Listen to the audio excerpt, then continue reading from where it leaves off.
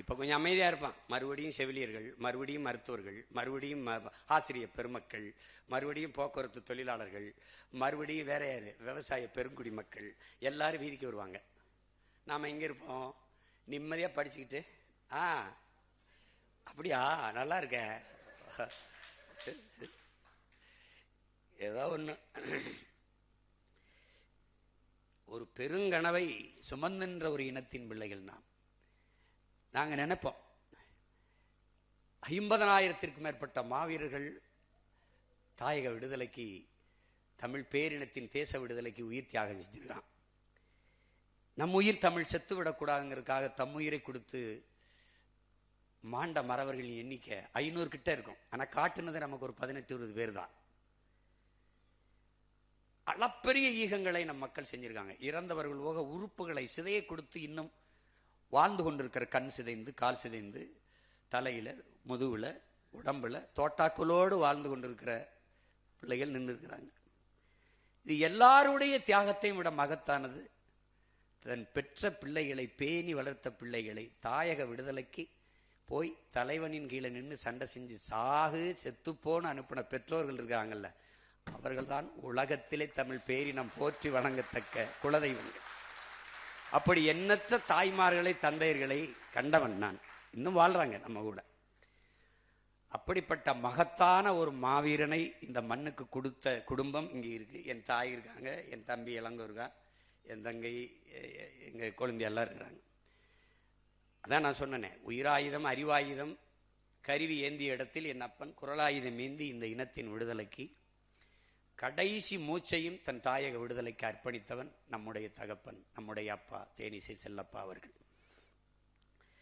இசை வணக்கத்தில் பாடிய பாடல்கள்லாம் கேட்டிருப்பீங்க. நம்ம யாரும் செய்யலை.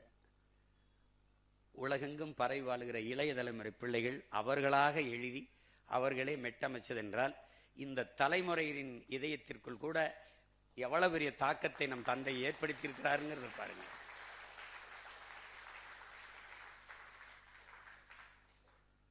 அதனால தாயக விடுதலை கனவிலையும் மொழி மீட்சிக்காகவும் இன எழுச்சிக்காகவும் இன்னை வரை இந்த ஈக மறவர்களினுடைய மூச்சுக்காற்று இன்னும் நம்மை சுற்றி உலவிக் கொண்டிருக்கிறது. அந்த காற்றை நாம் சுவாசித்துக் கொண்டிருக்கிறோம். அப்ப 1000 கனவுகளோடு களமாடி வீரச்சாவை தழுவிய மாவீரர்களினுடைய கனவு நம்மளை வழிநடத்தி கொண்டிருப்பது சத்தியமானால், என்னுடைய தங்கை சுவிஸில் இருக்க போராளி, அவளுக்கு ஏதோ நள்ளிரவில் இது அவளுக்கு ஏதோ அவளுக்கு உறக்கவில்லை, நமக்கு போட்டு அழுதா. அவள் என்ன சொல்கிறா, நான் கூட பதிவு பண்ணேன். நான் ஏதோ வருத்தத்தில் இருப்பேன்னு நினச்சி, நீ கலங்காத, நீ தைரியமாக போ, நீ பார்த்து உன்னை பார்த்த மாவீரர்கள், உன்னை பார்க்காத மாவீரர்கள் இருக்காங்க, நீ பார்த்து செத்த மாவீரர் எத்தனை பேர் இருக்காங்க. அவங்களுடைய ஆன்மா, அவங்களுடைய கனவெல்லாம் உன்னை கைவிட்டுறாது, நீ நம்பிக்கையோட போ, நம்பிக்கையோட போன்னு அவள் என்னை இது பண்ணுறா. அது மாதிரி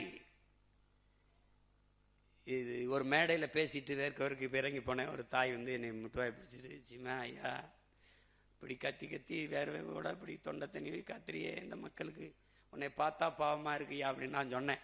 நான் வேர்வை தான் சிந்துறேன், எனக்கு முன்னாடி நிறைய பேர் ரத்தத்தை சிந்திட்டான், நான் உணர்வை தான் கொடுத்து கத்துறேன். இதே நோக்கத்துக்காக என் முன்னவர்கள் உயிரே கொடுத்துட்டாங்க, நான் ஒன்றும் இல்லை தாயே, நீ என்னை பற்றி கவலைப்படாதேன்னு சொன்னேன். அதை தான் நானும் உங்களுக்கு சொல்கிறேன். என் பிள்ளைகளுக்கு சொல்லுவேன், வண்டி நிறைய குப்பைனாலும் வண்டி நிறைய யாரும் நெருப்படுத்திட்டு போகிறதில்ல, ஒரு தீக்குச்சி ஒரு தீப்பெட்டி தான். நீங்கள் ஒவ்வொருவரும் தீக்குச்சி கொளுத்தி விடுங்க, பத்தி எரியும், ஒன்றும் இல்லை. புரட்சி என்பது ஒவ்வொரு மனிதனின் காலடிக்கு கீழே காய்ந்த சருகுகளாக காத்து கிடக்கிறது ஒரு தீக்குச்சியின் உரசலுக்காக. அதனால பற்ற வச்சு விடுங்க. இந்த இதுகளையெல்லாம் தாண்டி வெல்வதற்குல்ல, அதுதான் புரட்சி, அதுதான் புரட்சி. மார்க்ஸ் என்ன சொல்ற, ஒரு உயர்ந்த நோக்கத்தை கொண்டு அதை அடைவதற்கு தொடர்ந்து தொடர்ந்து முயற்சிக்கிற ஒரு முயற்சி இருக்கு பாருங்க, அந்த போராட்டம் இருக்கு பாருங்க, அதான் வருங்கால தலைமுறைக்கு வரலாறா இருக்குதுங்கிறான். அப்படிதான் நம் தலைவனுடையது, அப்படிதான் நம்ம அப்பாவுடையது. இப்ப அவருடைய கனவு நம்மகிட்ட இருக்கு, இசையா இருக்கு, இசையா இருக்கு. ஒவ்வொரு தடவையும் உனக்கு சோறு வருதுன்னா பாத்துக்க. அப்ப அவருடைய பாடலை கேளு.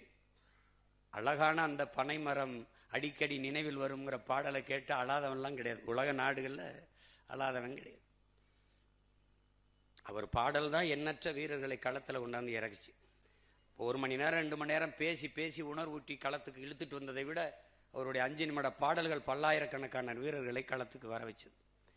அப்படிப்பட்ட ஒரு மகத்தான மகன். இயக்க பாடலை தவிர எதையும் பாடலை. கடைசி காலத்தில் நாம் தமிழர் கட்சியும் தன் மகனையும் தான் பாடினர். அது அந்த பாடல்கள் எல்லாம் இன்னும் நம்ம ஒளிப்பேழையில இருக்கு. அப்போ அது பாடிப்பார். இனத்தின் உயிரை இளந்தமிழர் எதற்கு மஞ்சா நாம் தமிழர், அதெல்லாம் அப்பா பாடினது தான். அந்த மாதிரி ஒரு அருமை தந்தையை நாம் இழந்திருக்கோம். அவர் இல்லை, உருவத்தால் இல்லை, உணர்வால், தன் குரலால், கனவால் எல்லாமா நம்ம கூட வாழ்ந்துக்கிட்டு தான் இருக்கார் நம்ம அப்பா. என் அருமை உடன் பிறந்தார்களுக்கு, என் பேரின சொந்தங்களுக்கு சொல்லுவேன், இது தற்காலிக ஒரு பின்னடைவு தான்.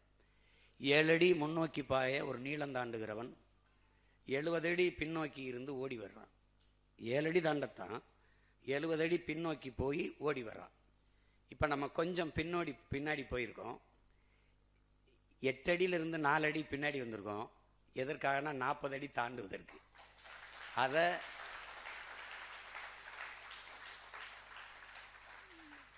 இந்த காலம் முழுவதும் நமக்குத்தான். இன்னும் நல்லா பயிற்சி எடுத்துக்குவோம். நமக்கு நோக்கம் சரியாக இருக்குது, தெளிவாக இருக்குது, பாதை தெளிவாக இருக்குது, பயணம் தெளிவாக இருக்குது, உழைப்பு கடுமையாக இருக்குது, வெற்றி உறுதியாக இருக்குது, பயண தூரம் கொஞ்சம் அதிகமாக இருக்குது, சற்று அதிகமாக இருக்குது. அதனால ஒன்று செய்வோம், கால்களை உறுதி செஞ்சுக்கிட்டு வேகமாக நடக்க பார்ப்போம். அவ்வளோதான், ஒன்றும் சுதந்திரக்கூடாது. இதில் விடியாத இரவு எதுவும் கிடையாது, அடைய முடியாத இலக்கொன்றும் கிடையாது. அன்னைக்கு சொன்னதுதான். ஒவ்வொரு இரவும் நல்லா கவனிச்சுக்கணும். ஒவ்வொரு இரவும் ஒரு புதிய விடியலை தயாரித்து கொண்டிருக்கிறது. ஒவ்வொரு தோல்வியும் மகத்தான வெற்றியை தயாரித்து கொண்டிருக்கிறது. அதில்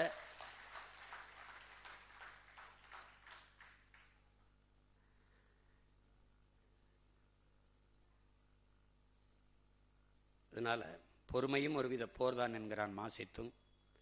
மிகுதியான் மிக்கவை செய்தாரை தான் தம் தகுதியால் வென்று விடலுங்கிறான் நம்முடைய வள்ளுவ பெருமகனார் தன் மறையிலே. அதுபோல் நம்முடைய தலைவர் பொறுமையின் மரத்தின் வேர் மிக கசப்பாக இருக்கும், அதன் கனி எப்போதும் தித்திப்பாக இருக்குங்கிறார். இப்போ நம்ம பொறுமையாக இருக்கிறது கொஞ்சம் கசப்பாக இருக்கும். அது என்ன, அதனால இந்த பொறுமையும் ஒரு வித போர் தான். இனிமேல் பேசுறதுக்கு ஒன்றும் இல்லை, நிறைய பேசிட்டோம். அதனால் இனி அமைதியாக இருந்து தலைவனை பாடினார்ல எங்கள் அப்பா, நம்முடைய விடுதலை பாவர் அண்ணன் அறிவுமதி எழுதுனதான், பேசாமல் பேச வைப்பான் பிரபாகரன்.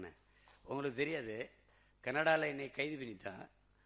பிறங்கையில் விளக்கம் போட்டு இப்படி போட்டு இழுத்துட்டு போயிடான் 100 கிலோமீட்டரு. அப்போ கூட்டிட்டு போய் விசாரிச்சுட்டு திருப்பி என்னை விண்ணூர்தி நிலையத்தில் டிபோர்ட் பண்ணி திருப்பி அனுப்புகிறான். 10 ஆண்டுக்கு வரக்கூடாதுன்னு. சரி சரி அனுப்பி வச்சுக்கிறேன்னுட்டேன். கொண்டு வந்து ஒரு இருட்டு அரை கிலோ உள்ள தள்ளிட்டாப்புல, மூடிட்டாப்புல, முன்னாடி விலங்க போட்டாப்புல. இப்போ பாவம் பார்த்தியதை முன்னாடி போட்டாப்புல. அப்போ இருட்டார ஒன்றும் இல்லை, ஒரு வெளிச்சம் இல்லை, ஒன்றும் இல்லை, ஒரு இது மாதிரி இருந்தது, சிமெண்ட் இது. அப்போ இந்த பாட்டு தான், பேசாமல் பேச வைப்பான் பிரபாகரன். ஓடி அந்த கதவை are you okay, are you okay, okay okay நான் பாடிக்கிட்டே இருந்தேன்.